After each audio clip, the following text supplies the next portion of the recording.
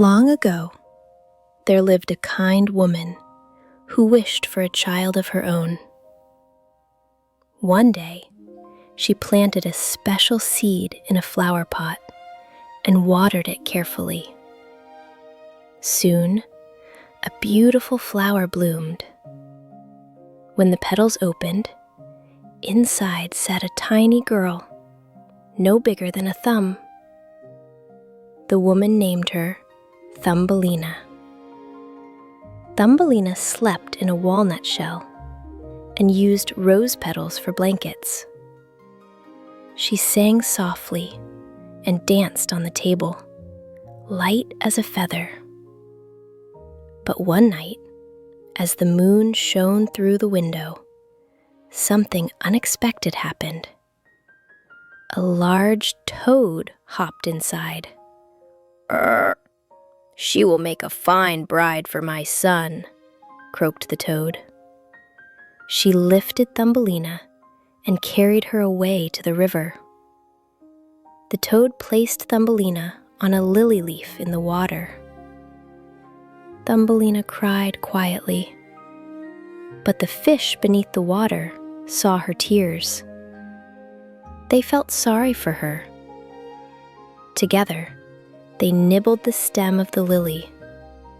The leaf drifted away, carrying Thumbelina to safety.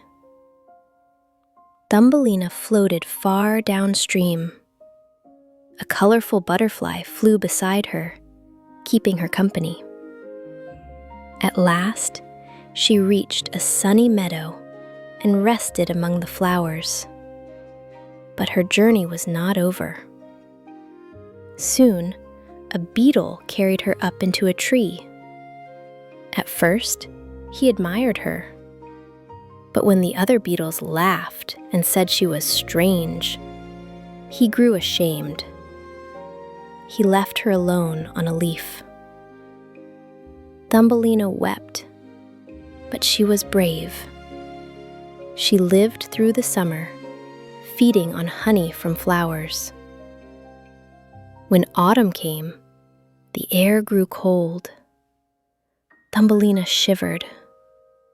A field mouse found her and offered her shelter underground.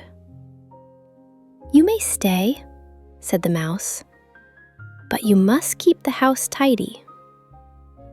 Thumbelina was grateful and worked hard. That winter, she found a swallow lying still in a tunnel. He was cold and weak. Thumbelina cared for him, warming him and feeding him until spring returned. The swallow grew strong again. But the field mouse had plans. "You must marry my friend, the mole," she said. Thumbelina was afraid. The mole lived deep underground, where there were no flowers or sunshine. On the day of the wedding, Thumbelina saw the swallow again. "Fly with me," he said. Without hesitation, Thumbelina climbed onto his back. Together, they soared into the sky. They flew far away to a warm land filled with flowers.